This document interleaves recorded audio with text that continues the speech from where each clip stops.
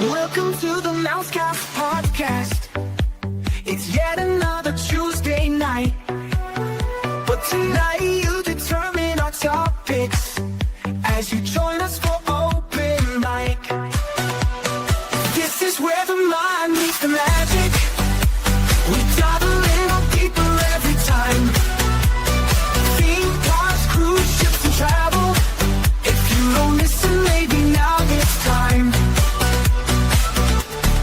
Tonight on the show, we open up the door. Start with some news and chat, and viewers get the floor.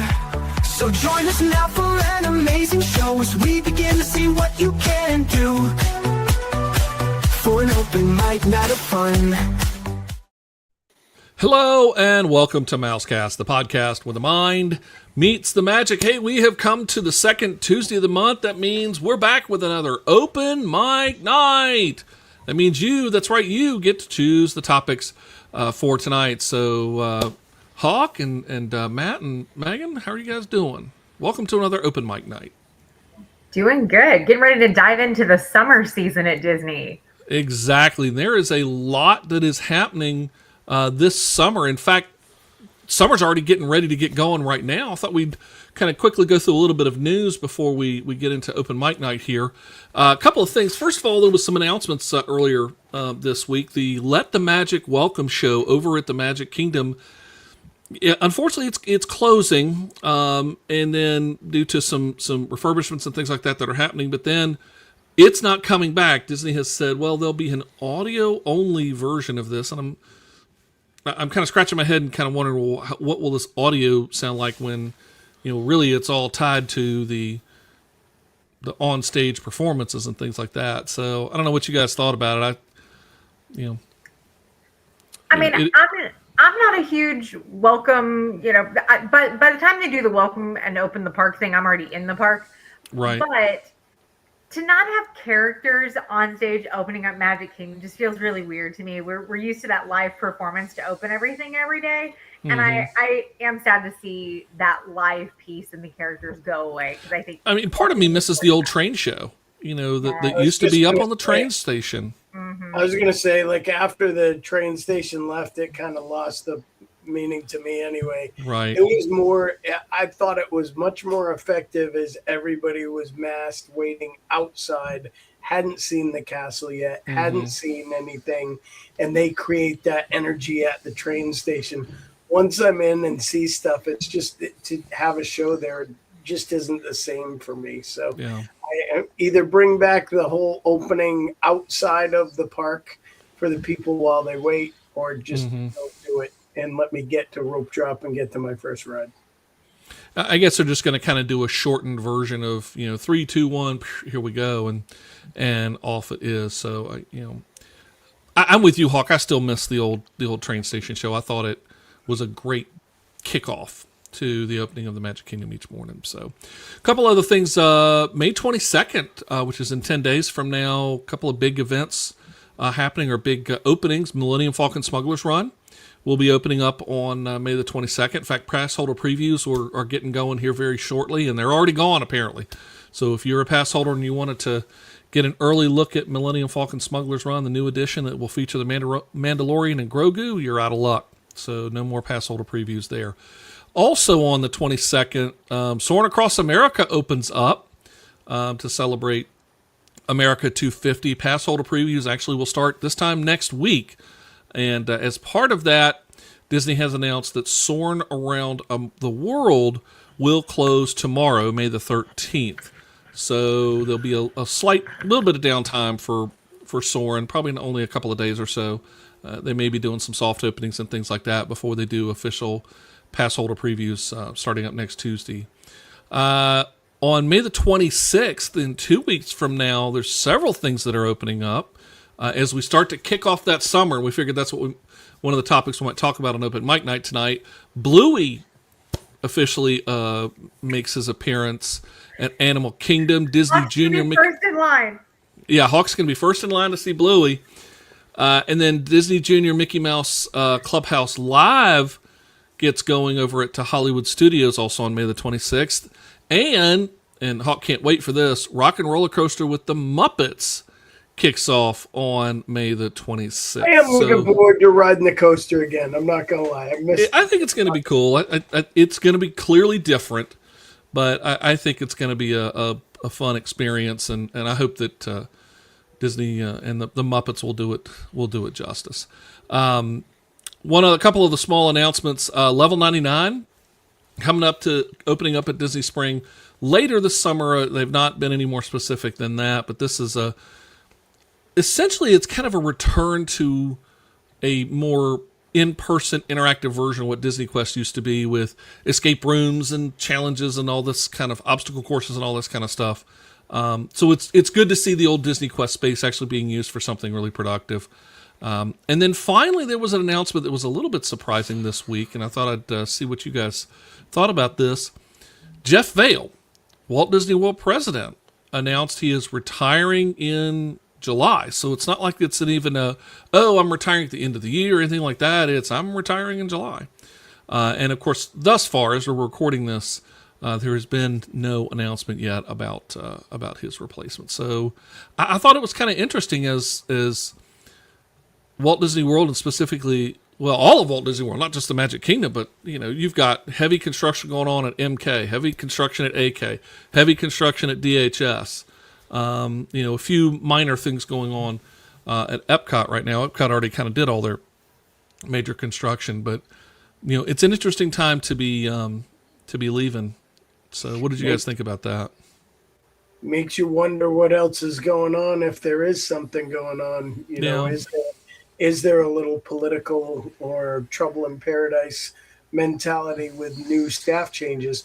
I mean, every time you get a new CEO in, you've got the potential for people. And it may have absolutely zero to do with that. I'm just saying it does bring the timing brings a question up that it seemed a little unexpected and kind of came out of nowhere. So, maybe it was planned and he was just one of those people that kept it quiet till the end and he wanted to depart on his terms without some hurrah. So, well, I mean, he's certainly done a lot at Walt Disney World. The Disney the Walt Disney World that you see now is very different than it was even 5 years ago. As we were coming out of the pandemic. So there has been a ton of change. Yep. No more footprints and plexiglass. Woohoo! Yeah. So with that, let's take care of last week's question of the week. And so we asked, what's your favorite freebie at Walt Disney World? And so it's interesting. There wasn't a real obvious favorite, but Disney Transportation, and this was kind of a very global monorail and boats and all of that, ended up taking a little bit of a lead, but not by much. I did find it interesting that things like live music, and Megan, you were a fan of the free first day water park admission, didn't really get a lot of attention. So there you go. Those were your favorite freebies at Walt Disney World. It looks like Disney Transportation is looks like it's the somewhat big winner there. Any surprises on that? I found the transportation thing interesting only because Disney Transportation takes a lot of flack also. It does. And, people complaining about the bus service and all of these things. But the reality is that... Yep. Tom says, oops, sorry, the correct answer is Park Maps. Thanks for playing. Park Maps, again, it did get 20%, I believe, there. So, but not I think too the bad. Transportation, I mean, just that experience when you do stay on property and you are inside the Disney bubble, that does mean something. It also, as someone who doesn't want to face the traffic, especially with a whole bunch of people who have no idea where they're going and are tired at the end of the day at the parks, I don't want to have to drive. So Disney Transportation, absolutely love that that's free and it's easy to use once you get used to it. Yeah, I mean, I think it is fun, and it is.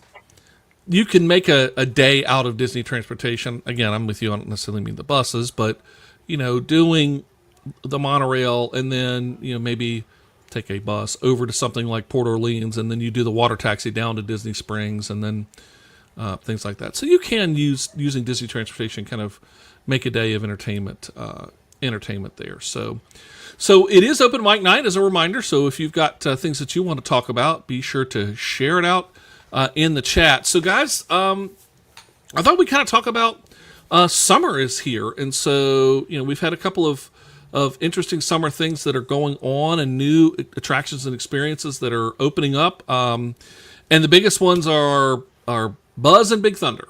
And so, Hawk, I don't know if you've had a chance to hit Big Thunder yet or not. I haven't hit either one, and I was excited about Big Thunder till I saw the reviews, and now I'm a little hesitant.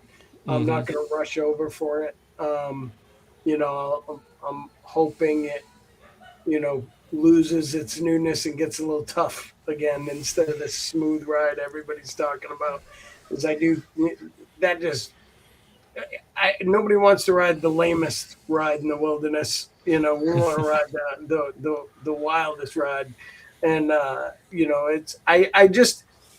hope they don't over-engineer stuff. I've heard good stuff about Buzz Lightyear. I have not had the opportunity to go experience it yet. Looking forward to that as well. To your transportation thing, playing bus roulette at Disney Springs for a meal or a snack is always fun too. You just go down to the bus area, whatever the next bus that pulls up, you get on it and go to that resort and get a meal or a snack. And then you can either come back or go to a park or do whatever you want to do. But that's a fun way especially if you're kind of, what do you feel like eating? Where do you feel like going? Just jump on a bus and go to the resort it takes you to and figure it out. Like, have some fun. Matt, have you ever kind of played the bus game? Not just even for snacks, but just the next bus, if it's here, we could get that, and it's close enough to get to our resort that you kind of play that game.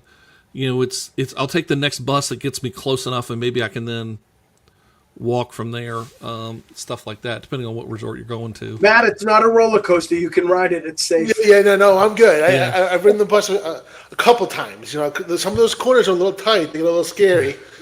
I'm coming traffic too now, so we don't want to. In a technical sense, the buses are among the fastest attractions, at Walt Disney World.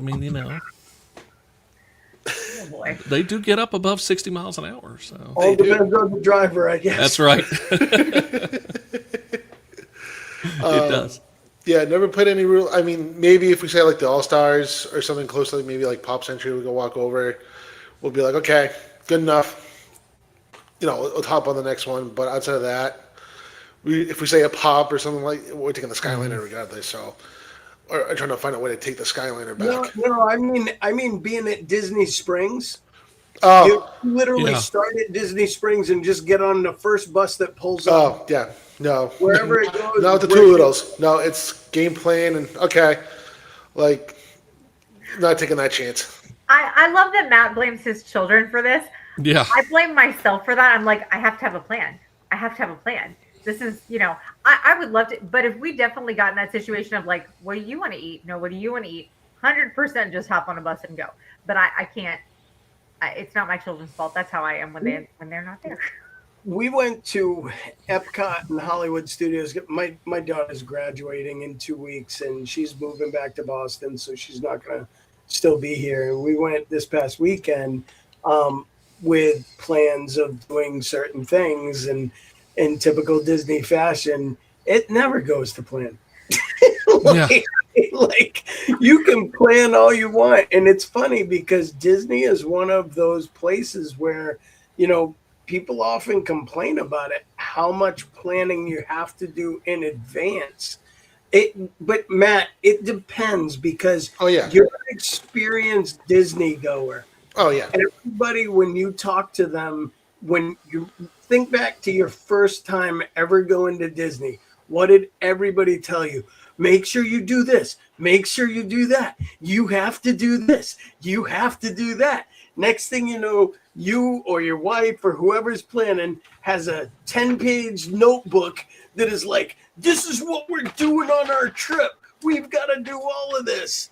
And as you go more, this is one of the benefits of living here. That's why I could jump on a bus at Disney Springs and just go where it takes me and take an adventure because we've done most of the things. We've experienced a lot. We always find more, but there's so much stress people tend to put on themselves for that big Disney trip that they saved years and years for, and they want to see it all.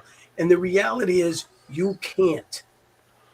So slow yourself down. Don't be afraid to like try to pick one or two things, but don't buy into the fact that you have to make a reservation for every meal and you have to have it planned down to the minute. You'll drive yourself crazy. You won't enjoy yourself. Like, Yeah, I got to agree with that because, and this is where I get to, there's an analogy here of the way FastPass and Lightning Lane has become, where it is so heavily planned. If you go back to the old days of the old paper FastPass, it forced you in a way to kind of wing it. It forced you in a way to be flexible and say, okay, well, maybe I can get a FastPass. If not, okay, I'm going to do this. And that's what a vacation is in some respects is all about. It's just go with the flow and relax. In fact, was it the Polynesian resort says hang loose, kind of thing like that. And I do see that a lot of times with Disney folks, especially first timers, that they do want to plan it out. And I've seen, and Hawk, you've seen them too. They've got it down to every 10 minutes or every 5 minutes. Well, okay. Well, Megan's got it down to every 30 seconds. But anyway, I may not have it this time, but it's possible I've done those trips many times. Okay, and so Megan, welcome to True Confessions of Megan. How Now, well did that go? kids, it's no. 12:17. It is time to evacuate the bladders. So It is. this- You need to be on buzz No. in 3 minutes. You laugh, but back in 2016 or 17, my husband had a business trip in Orlando. We were going to get one day at Magic Kingdom, and I was like, okay, we're not getting, they were fast passes back then. We're not going to do any of this stuff. But I had the thing written down. I had the order we were doing everything, and then my guesstimate of how long we were going to be waiting in lines and stuff. By the end of the day, I was off by less than 10 minutes. I was even impressed by myself at that point. I'm overdone, highly surprised but I because did that really usually well. doesn't work. Usually there. You know Disney, Chuck. Well, I get you. We all bow down to the Disney Queen there. But usually, though, the phrase, the best laid plans, go to waste, kind of thing like that is, but allow yourself just to relax and kind of go with the flow. And here's the thing I love about it. And this is we have done this a few times where we intentionally do not plan ADRs. We did not do lightning lanes. We did not. Now, granted, we have been a few times, so we have that freedom to be flexible where I can clearly understand for those that are first or second timers, and Hawk, as you said, they've been saving up for years. They're trying to maximize every second of their vacation, and I get that. At the same time, there's a reason why a Disney vacation, and Universal to a similar respect, can be utterly exhausting, and it's because you've overplanned yourself. I don't know that you planned yourself a chance to rest and relax and chill. Chuck, I think the reality is the right answer is somewhere between both those. Because, most people, even regular Disney goers, have their must-dos every trip.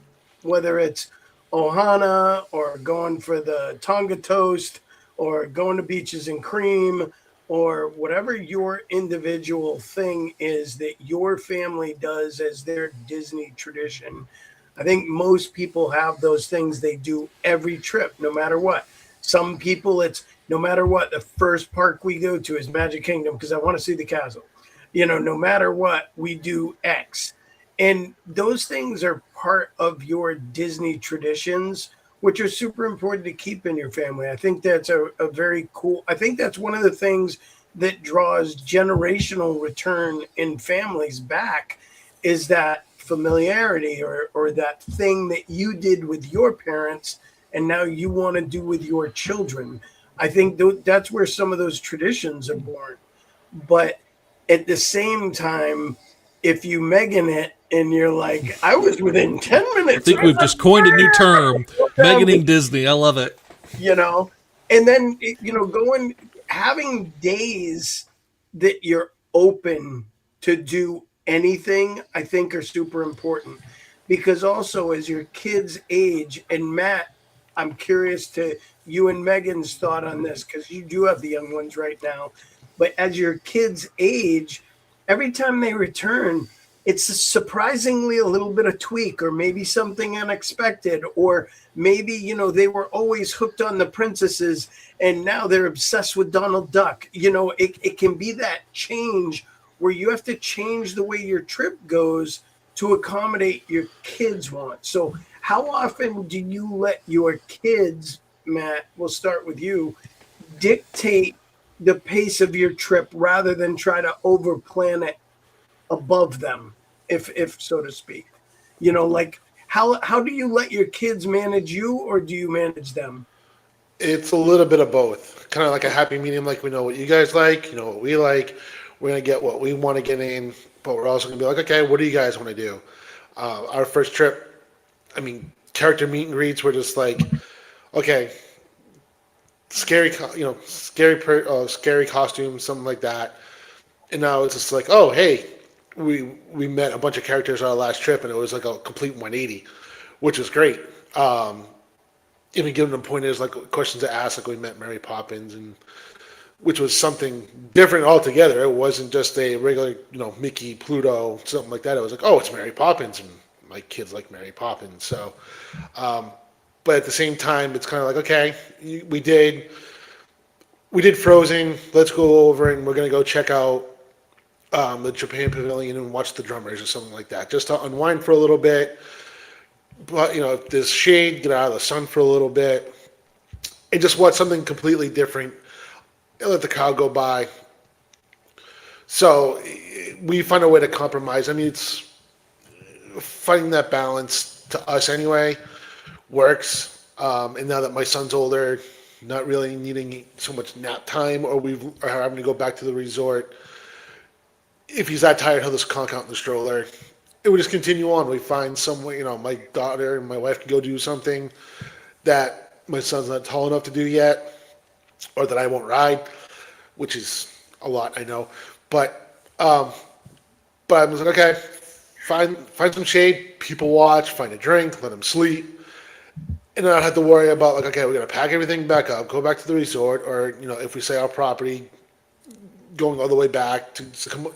We adapted to that. So every trip seems to be like a little bit changes here, a little bit changes there for every trip. And it's like, okay, you know, this is why we don't like to plan anything or plan as much. We kind of like more of the wing it feeling, because we just never know what's gonna happen. Instead of trying to overly game plan for it, Megan, we're gonna just go with the flow. And we find it more enjoyable that way. Now, Megan, how about you with your littles? How have you made adjustments over the years with your Disney trips to accommodate and also not just accommodate, but because you're a planner, and if you get there and your kids are in a different world than you expected, how do you make that shift? Like, how have you learned to do that? And real quick, folks, so if you're in the chat, share your thoughts. Are you a planner or do you wing it? All right, Megan. I was going to ask Matt about this too, because with our kids from the beginning, I mean, you know, your kids, you have an idea of things especially for that first trip, you're like, I think they'll enjoy XYZ, or they might want to see, you know, and so you kind of have in the back of your mind, like, okay, we're going to attempt to meet Mickey Mouse. We're going to attempt to get a video of them seeing the castle for the first time, whatever that looks like. On our first trip, and this is why I like more than 4 days in the parks. If you have a fifth day, I think it gives you that opportunity to just say, okay, day 5 is like whatever we want to hit again, whatever you want to do. When we went the very first time, we did 5 days.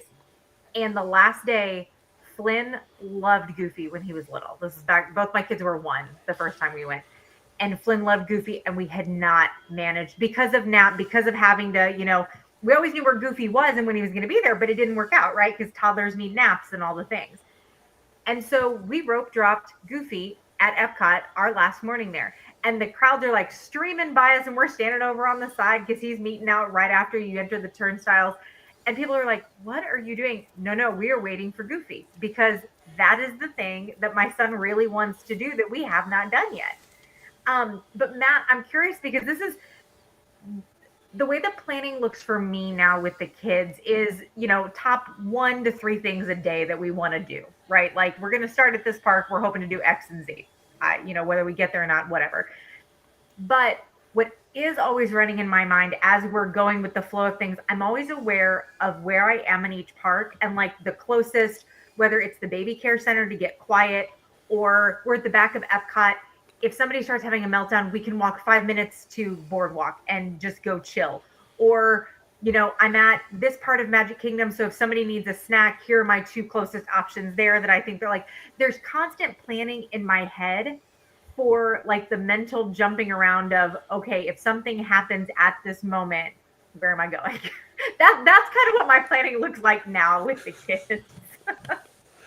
And so what we do is like, okay, just general surroundings. Like, okay, what's around? Not so much for game planning for like a meltdown or like the worst case scenario, but it's like, okay, are we near a bathroom? When's the last time we went to the bathroom? Okay, maybe we need a quick potty break. Just let's take care of that now. Or, hey, are we hungry? Is there something like, hey, we got churros over here, or something different as far as a snack that the kids might like?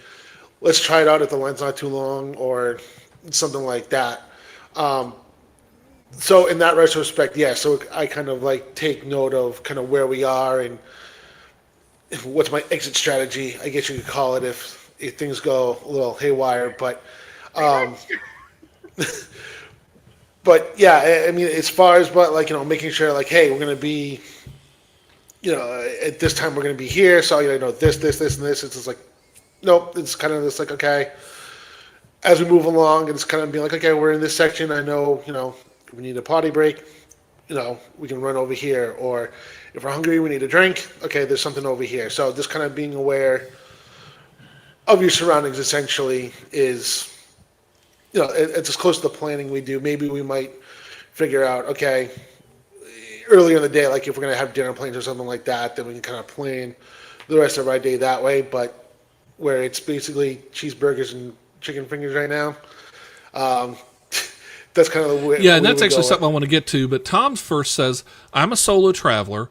I plan a meal at the Sci-Fi Dine-In. I get to do what I want, when I want, so I only plan what park I start at each day. And he says the weather forecast may cause a little more planning, which is also, I think, a big factor, especially when dealing with kids. But one of the things I wanted to kind of ask you guys about, because it was always something that we dealt with and frankly still deal with, which is I don't necessarily have the exit strategy and all that for bathrooms and all, but I'm constantly looking around and going, where will the kids eat because of picky eaters? So for me, that's obviously one of the beauties of Disney, right? Pretty much everything has mac and cheese and chicken fingers available. So you're going to find it in almost every restaurant. You're just going to pay $75 to get it at Space 220 and that's why I'll never go back. But anyway, back. We'll stay away from that rant. Chuck, what I was going to ask you and what I find interesting, because I was very curious to the little kid mentality, with how you guys look at it with planning. But Chuck, you and I both have grown kids now. Yeah. And we've had the opportunity to see those kids grow up and go through all those transitions where every Disney trip became different up into the point where we're at a point where we're essentially Tom. When we go to Disney now, we're almost a solo traveler, able to do what we want to do because the kids are more than welcome to figure out how to go entertain themselves at this age. And it's appreciated when they do. But I'm just kidding. No, it's not. But anyway. But the reality is, once your kids reach that point where they start to make their own vibe or they want to go hang out with their own friends, because some, very often, especially living in Central Florida, friends will have passes as well, and the kids wind up going and hanging out at the park. But as adults, when I first moved here for Jen and I, it was very cool to finally be able to come to the park with no pressure of appeasing the kids. And, Megan, I know you've done some adult trips. I know you and your wife did one too, Matt, right? Yep. We've done a few. Yep.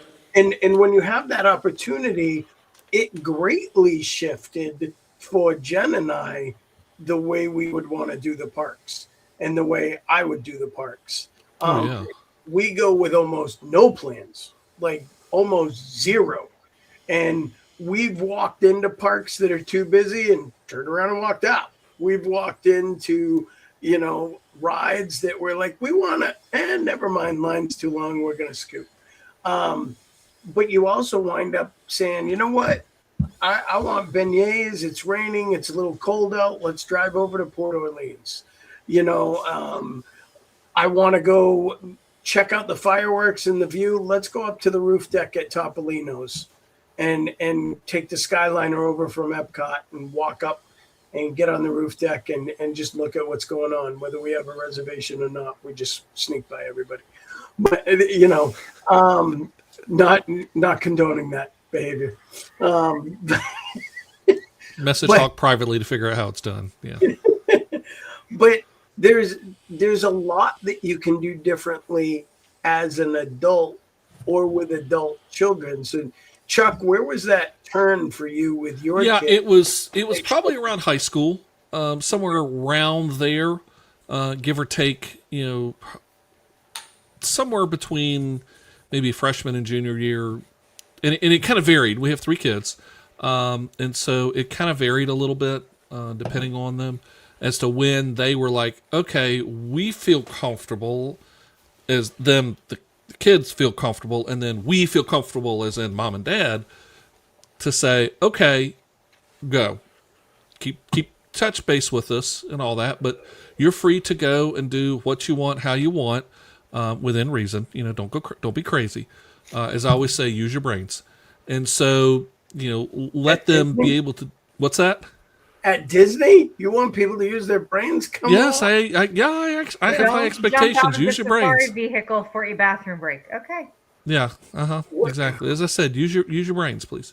So, but what it does though, and this is where I was kind of going earlier, is that the flexibility. And we're the same way, Hawk. The flexibility goes wide open. We don't do a lot of pre-planned ADRs, other than, in fact, we're planning a trip coming up shortly.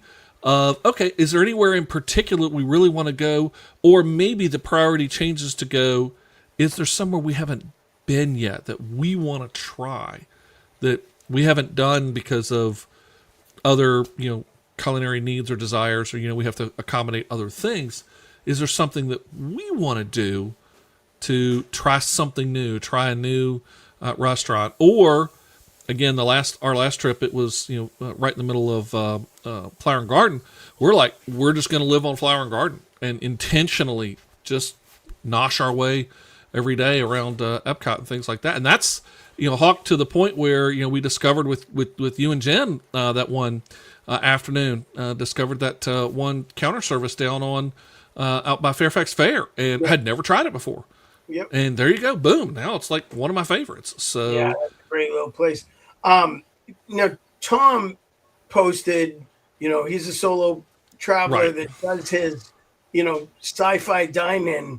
But do you have your must-dos, Tom? Like, what are your must-dos on a trip? And I'd be curious, anyone else watching, feel free to put your must-do. sure, in the- Caleb, who's here as well. Put It's your like- must-dos in. What every Disney trip do you have to make sure you do? Because I know, Carousel of Progress would be not mine. That's But, absolutely. Yeah. But there's certain things that, like for Jen and I, every time we go to studios, we try to make sure we get in the Tower of Terror. That's our ride. We love that. This year's been a little different because Jen can't do rides right now, so we're the parks are very different. This weekend was very, very odd because I went with Tegan to go ride Guardians, and the wait was like 95 minutes. It went up to 115, and then when we're in line, we got a couple of your wait time is going to be slightly extended. We apologize for any inconveniences. So, we had our moments where it was a little tough. And Yeah, Tom says Sci-Fi Dining, as he mentioned earlier, Haunted Mansion several times, Carousel, Hawk's favorite, Pirates, Spaceship Earth, and Tower of I don't Terror. like the Carousel.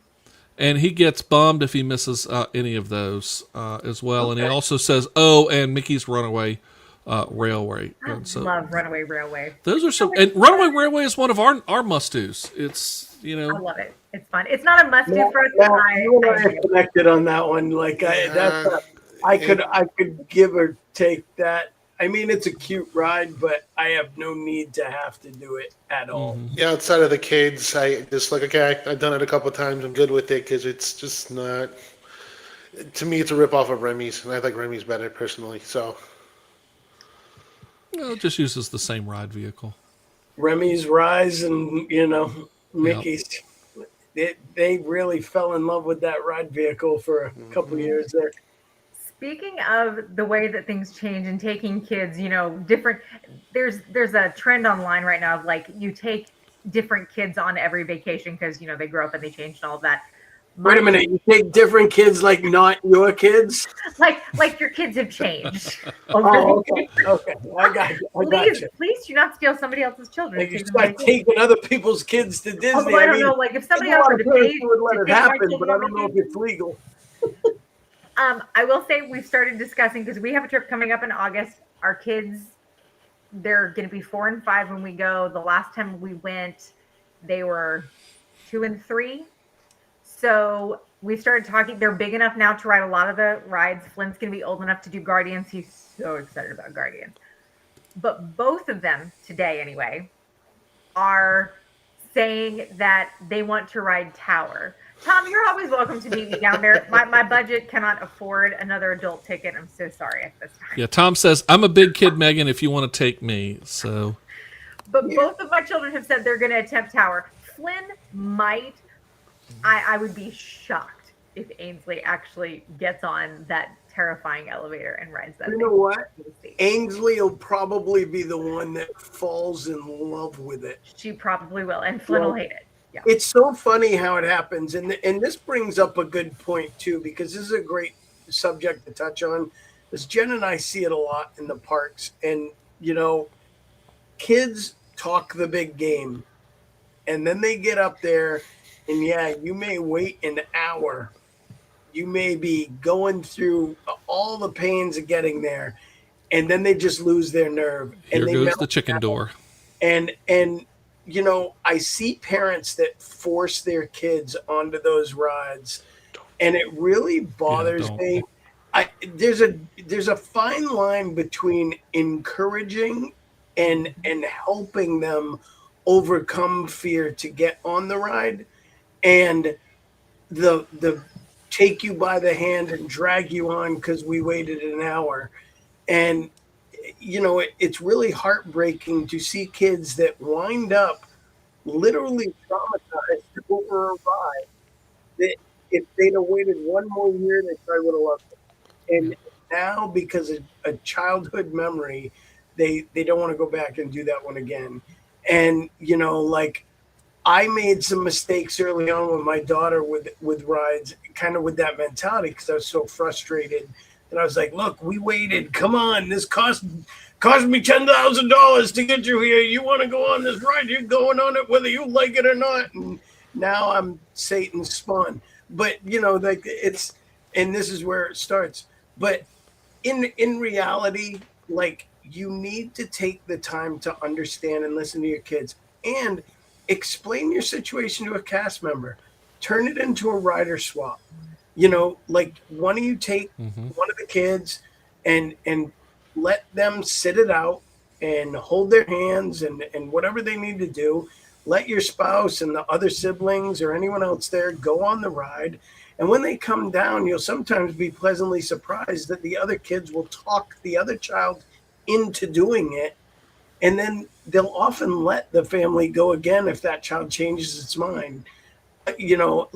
Or you can just kind of say, hey, would they be able to ride with the other parent, and then take that opportunity. But, Yeah, I went through this myself with one of my sons and Rock and Roller Coaster, and again, it was the exact same thing. It was right up to the point where we were getting ready to get into the load, and he saw the coaster come around to the side, and then off it went, and you saw his face just go, uh-oh, what have I signed up for? And then we had waited 65 minutes, I remember, because it was exactly that. And it was, I can't do it, I can't do it, I can't do it. And I'm like, and I was starting to get my inner hawk there. I was not happy, but we went and we did it. But here's the thing about it. 2 years later, he's like, I want to do it. I'm like, now remember, I waited 65 minutes last time. Are you sure? Are you positive?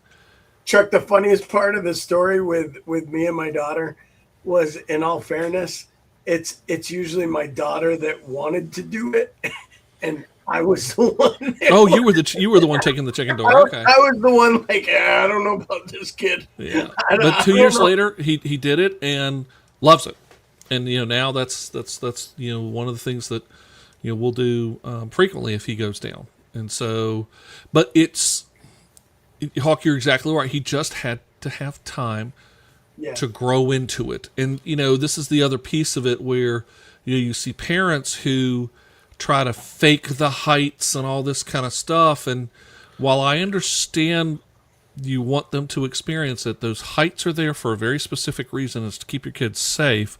But number two, it's also there to make sure that your kids are really developmentally and emotionally ready for it, because we talk a lot about, and here comes a little bit of brain research, but when kids are littler, the back of the brain develops first, but that's emotion, that's drive, that's woohoo, go for it, angels go where angels fear to tread. The front of the brain develops last, like 25, 26, 30, especially for us guys. 30, still 32. waiting for me. I mean, it could be. 40, Hawk and I still aren't done. My brain. This is where a comedian, brain matter at this point. This is where comedian Brad Williams just greatly disagrees with you. He is just so frustrated that he still is not tall enough for some of those rides. Well, there you go. But the front of the brain is the reason. The front of the brain is the part that goes, hold, stop, wait a minute. And so when you get kids, to your point, Hawk, that you're trying to drag them in there, finally the front of the brain starts screaming loud enough that it overpowers all of their back of the brain emotion, impulse, stuff like that. And you're right, you don't want to do something to traumatize them, because once they have this negative connotation or negative feeling about it, trying to overcome that, it's so challenging. And don't lie to your kids about what the ride is. I've also seen that where parents are like, oh, this doesn't have a big drop, it's not a big thing, and then they put them on tower, and it's like, your kid's never going to trust you. Like, they're never going to get on anything they're not sure about anymore. You're going to have to show them YouTube videos before they do anything. Don't lie. Well, it might not be a big drop to you, but to them, it looks like they're falling off a cliff. Yeah. And perception is reality. So, and so again, guys, if you've got comments, share them. Hey, one of the pieces I wanted to kind of talk about just real quickly here. This is something new. Have you guys seen this new YouTube thing that's going on where they do now these soundscapes? So Disney is releasing on the official Disney Parks YouTube channel. This one happens to be Galaxy's Edge. And it's like, what is it here? 2 hours, 59 minutes and 39 seconds. This is 3 hours of park music that they're releasing and have available that you can just listen to and things like that. Have you guys seen any of these? But I don't know if it's just your choice on this one, but that sounds awful. Oh, I've got it turned way down. It looks cool, but it sounds I've got it turned way down. And this one is, I don't know what it's got playing right now. It's some weird thing they've got going on right now. But they've done a couple of these. The Living with the Land one is really, really good. Which kind of gets to that point of, do you guys like to just listen to park music? no. Really? I'll do parade music. I'll play parade music while I'm doing that. Something that has a little bit more of a beat to it. Now, if I'm sitting down at like when I was teaching, I constantly had something in the background, whether it was piano music, Disney, or parks music or whatever. And it got to the point where, I taught high school. My kids would come in and they'd be like, Mrs. Weekman, can we listen to, and they'd name one of the, like they'd want to listen to the Soren music or whatever. And so that was when I was teaching and when I was at a desk full time, all the time. I'm not at a desk anymore all the time. So it comes and goes, but When I lived in Boston, I'd listen to stuff occasionally, but now that I live 45 minutes from the park, it doesn't have the same effect. We're not away from the parks long enough to start to really miss them. And I know that's a very arrogant and, like first world problem. Rub it in, Hawk. But no, but it's reality. It shifted the way I look at the parks. And there's a lot of people that are huge Disney purists, and I'm a theme park guy. I love the amazing effects that they put into these parks, and the immersion, and the storytelling, and I love what Walt did with Walt Disney World and Disney or Disneyland to start it, and then carry that on. I love all that, and I think it's amazing. But I am not the person that goes absolutely crazy for Disney stuff. I mean, Tegan's graduating this year. We're going to Epic this weekend because she's still never been. Jen and I went last year, but Tegan has never been. So for her graduation present before she moves back, I'm taking her, and we're going to spend a day open to close and go to Epic. And I'm looking forward to it because I've only been once. So I want to see some of the things that I was unable to do the first time. I splurged and spent way too much money to get express passes. And, we're going to do it as a full day and do it right. And, it is a lot of money, but I want to enjoy those things that we can't on our annual passes here. This is like one of those special times. Like, I used to plan a trip from home. Planning this day has been one, and it's the first time I've had to do something like this in a while because we do have annual passes to just go when we want.